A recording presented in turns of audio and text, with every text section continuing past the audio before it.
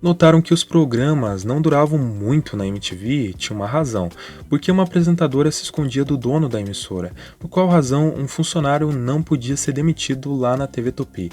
Todo canal de televisão que se preze tem lá os seus segredos de bastidores, mas a gente tá aqui para revelar alguns deles, então vamos lá ver isso comigo. Havia funcionários que recebiam aí um dinheiro por fora, pelo menos lá na TV Rio. Essa era uma prática do início do rádio. De acordo com Walter Clark em seu livro Campeão de Audiência, corretores e anunciantes pagavam algum por fora aos operadores, fraudando a inserção dos comerciais. O script vinha com uma autorização para 15 segundos, mas o corretor mandava, na verdade, um texto de 30 segundos, molhava a mão do operador e tudo bem. Era mais 15 segundos de atraso na programação e de 15 em 15 atrasavam-se horas. A TV Excelsior foi uma grande emissora, mas no começo as coisas eram meio complicadas. Boni conta, a Excelsior ainda não tinha equipamentos de primeira linha, as câmeras funcionavam com ventilador ao lado para evitar aquecimento. Essa história é inacreditável, inacreditável mesmo. Uma situação inusitada envolvendo a Angélica aconteceu lá na Rede Manchete. A Angélica era uma figurante do Nave da Fantasia e o Adolfo Bloch, que não estava gostando do desempenho do programa, mandou demitir toda a equipe, mas a Angélica não foi demitida e o Maurício Sherman escondia ela do dono da emissora. Ela chegou a apresentar o programa Choque, que passava videoclipes e era exibido aos sábados às 5 horas da tarde. E não era à toa, era um horário em que o Adolfo Bloch não via televisão. A menina ficava se policiando para o patrão não vê-la até o dia em que Bloch decidiu que queria novamente um novo programa com a cara do antigo Clube da Criança. Segundo o livro Rede Manchete, a conta sobre a história, o Maurício Sherman apareceu com a Angélica na sala do chefe, vestida de camponesa russa e dizendo que ela era de origem polonesa. O Adolfo Bloch gostou da garota e pediu então para contratá-la. Em 87, ela estreou no Clube da Criança. A Angélica e o Adolfo se tornaram muito amigos. O Chico Anísio foi contratado pela TV Excelsior. Walter Clark, executivo da TV Rio, tentou convencê-lo a ficar, mas ele não queria porque o dono da emissora, o Pipa, restringiu o uso do VT. A discussão durou horas e o Chico não quis ficar na TV Rio. Walter Clark conta em seu livro Campeão de Audiência que tomou uma decisão drástica que não é qualquer um que tomaria. Frustradíssimo, rumei para o aeroporto carregando um peso na alma. Estava perdendo meu camisa 10, agora tinha de jogar com as reservas. Quando cheguei a Congonhas, mais de uma hora atrasado, estava uma confusão danada. O avião das 6h30 tinha caído pouco antes de chegar ao Rio. Foi aquele voo em que o Renato Consorte sobreviveu. Eu estava com a passagem marcada para aquele avião e, portanto, tinha escapado de um falecimento por uma súbita intervenção do destino. Mas, de repente, me ocorreu a ideia de aproveitar a situação. Corri para o telefone e liguei para minha mãe, avisando que estava bem e pedindo para que ela não se preocupasse com nenhuma notícia que viesse a ouvir. Depois liguei para o Zé Otávio. Zé, liga agora para os jornais, chame os nossos amigos da imprensa e espalhe por aí que eu estava no voo. Vamos criar uma confusão. Ele cumpriu perfeitamente a missão.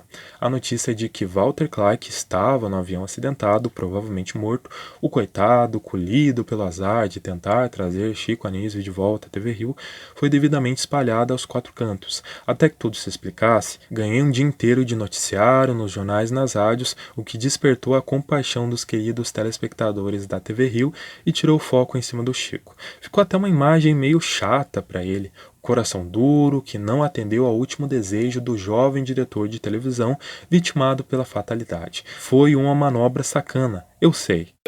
Tem coisas que jamais aconteceriam hoje em dia.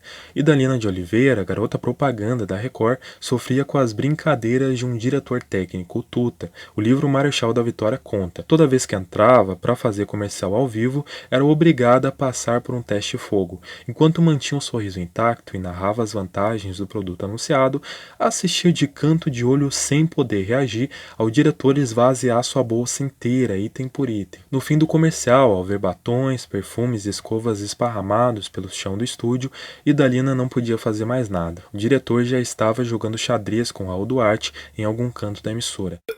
Na TV Rio Preto, Romero Salles contou que chegou a fechar microlinks com tela de galinheiro. A antena era feita com tela de galinheiro. Já viu o funcionário que não podia ser demitido? De acordo com o Estadão, uma vez uma greve paralisou o bondinho do Pão de Açúcar. E esse era o único meio de transporte até o transmissor da TV Tupi no Rio. O auxiliar da técnica, pai de 8 filhos, com pouco salário e 2 colegas, Silvio Mendes da Silva, decidiu escalar os 396 metros de altura do morro pelas encostas, só para colocar a TV Tupi no ar, e ele conseguiu. O Chateaubriand, pelo gesto de heroísmo, mandou uma carta para ele onde dizia que ele jamais poderia ser demitido da empresa e por onde passasse, onde tivesse uma empresa associada, ele teria toda a assistência caso precisasse. Mas em 1970, 2 anos depois do falecimento do Assis Chateaubriand, o funcionário foi demitido.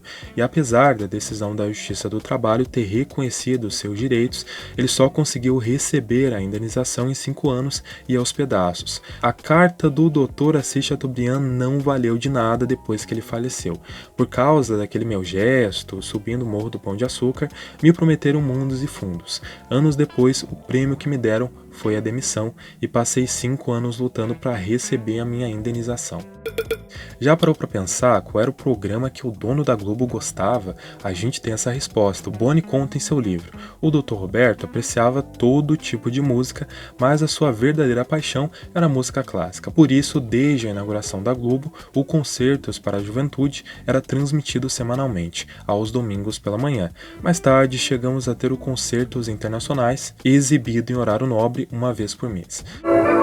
Concertos Internacionais, especial, dia 26.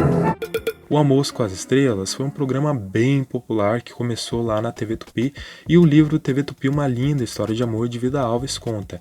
Era servido um leve almoço, muitas vezes deixado no prato, pois era temeroso comer. Quando o comercial é interminável, tem angu nesse caroço. Jorge Zenri, que foi diretor musical da TV Tupi, conta que um programa passou a ser exibido do Teatro Tupi, que funcionava na Rua da Consolação. O show simplesmente não podia ir ao ar se estivesse chovendo por causa de infiltrações e risco de curto-circuito no prédio.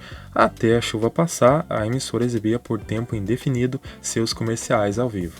O Tom Jobim precisava compor uma música para a abertura da novela Brilhante. O Boni pediu e ele aceitou, mas a música não saía e o Hans Donner estava desesperado para concluir o vídeo de abertura. Levei o Tom para casa, entupi ele de churrasco e vinho e no dia seguinte a abertura nasceu, Luísa.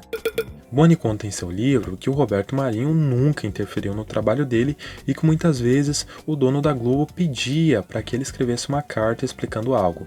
Muitas vezes me pedia para escrever uma carta endereçada a ele, justificando um acontecimento ou defendendo algum programa. E eu perguntava, por que a carta, doutor Roberto? O senhor não reclamou de nada disso? Mas estão reclamando comigo e faz de conta que eu reclamei com você. O primeiro cenário do Jornal da Manchete foi feito pelo Arlindo Rodrigues, um cenógrafo, e foi inspirado no que viram na CNN. E havia uma mesa de aço escovado desenhado pelo Arlindo, porém tinha um problema: a luz dava reflexo na cara dos apresentadores, então tivemos que colocar uma borracha em cima daquele lindo aço escovado. Isso de acordo com o livro Rei de Manchete, a conta sobre a história, de Jean Frankfurt.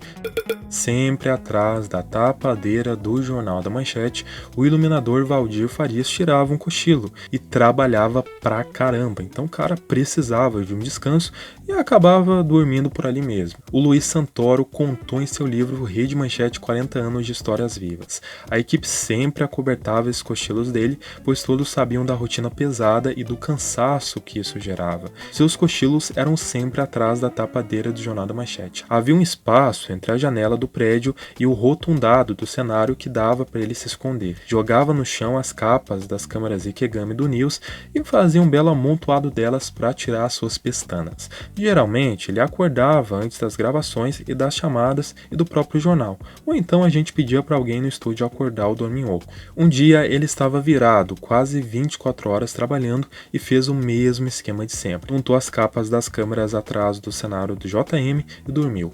Começaram os preparativos para gravar as chamadas.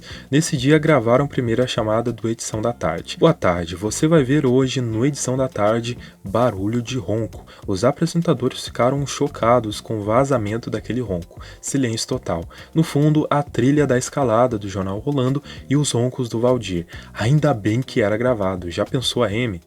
Nas redes de televisão tradicionais, tem programas que costumam ficar no ar por anos a fio, mas isso não acontecia na MTV Brasil, onde as mudanças eram constantes. O motivo, Zico Góes explica no livro MTV Bota SAP para Funcionar. Isso de falar diretamente com o jovem, que muda a cada instante, nos obrigou a ter uma programação em um processo constante de transformação. Todos os anos, a gente mudava consideravelmente a nossa grade. Os programas que ficavam tinham ao menos seu visual alterado. Havia críticas externas, mas isso era necessário. Tínhamos de dar boas-vindas a um público novo que, ao entrar na adolescência, acabava descobrindo a MTV. Para nós, a novidade era sempre melhor que o antigo. Os programas só se consolidavam depois de sua terceira ou quarta edição. De repente, percebimos que tínhamos acertado a mão. Inserido nesse mandamento, no entanto, havia uma regra oculta. Quando um programa realmente amadurece e você já o faz com os pés nas costas, é porque está na hora de mudar. Na MTV seguimos essa estranha regra à risca. A maior parte dos programas não durou mais que 3 anos na grade de programação. A grande exceção foi o Disque MTV, programa com uma formatação sem segredo nenhum, mas que resistiu até o fim. Mesmo mudando o nome para Top 10 MTV, nada mais era que a velha e boa parada diária de clipes. Na novela Gabriela, uma das músicas chegou sem a ficha dos autores, ou seja, não tinha ali um endereço do remetente, mas a Globo precisava de autorização para usá-la na minissérie e no disco. Boni conta. Era tão boa que mandei colocar assim mesmo e transmitir um texto nas emissoras do Sistema Globo de rádio, pedindo que a cantora e os autores entrassem em contato com a Globo. A cantora era Fafá de Belém e quando ouviu a nossa mensagem no rádio do táxi, começou a gritar: sou eu, sou eu. Ela foi ao nosso encontro e regularizamos com ela e com os autores as questões de autorização e direitos. Quando a Globo foi transmitir a Fórmula 1 lá nos anos 70 para mostrar a pista, foi preciso amarrar no capô de um carro com uma câmera na mão o assistente de produção do Boni, o Arnaldo, o artilheiro, que tinha 2 metros de altura. Só ele aguentava o peso de uma câmera de vídeo enorme naquela época. O gravador ia dentro do carro. Gravamos em uma brecha dos treinos porque precisávamos de público nas arquibancadas para as imagens não ficarem frias. Quando vimos o tape, quase acabei com o artilheiro. O Brutamontes tinha o dedão do pé do tamanho do meu pé inteiro. Quando havia uma curva para a direita, no canto da imagem, aparecia o dedo dele e quando virava para a esquerda, o dedão aparecia no outro canto. Era um show de dedão, não poderíamos gravar de novo porque não haveria tempo. Tivemos que copiar fazendo uma máscara de modo a eliminar o dedão do artilheiro. Para preencher o espaço, colocaram letreiros indicando em que parte da pista estavam. Todo mundo achou que a máscara era de propósito e recebemos cumprimentos pelo trabalho. O programa TV Mulher era gravado no teatro da Praça Marechal Deodoro, só que não tinha espaço para montagem de cenários porque era um espaço reduzido, e as bancadas dos apresentadores tinham de ser leves e desmontáveis para serem removidas diariamente e dar lugar a outros programas. Um dia, em pleno ar, o Ney deu um murro na mesa, desmontou tudo, a mesa veio abaixo e ele se esborrachou no chão. O pé na porta do elevador, assim. Bota o pé na porta do elevador, entendeu? Boni conta. Ninguém levou bronca, sabíamos do risco que estávamos correndo. E esse foi o nosso vídeo de hoje, e esperamos que vocês tenham gostado. Se sim, deixa um gostei bonito aí embaixo, e até o próximo vídeo. Tchau!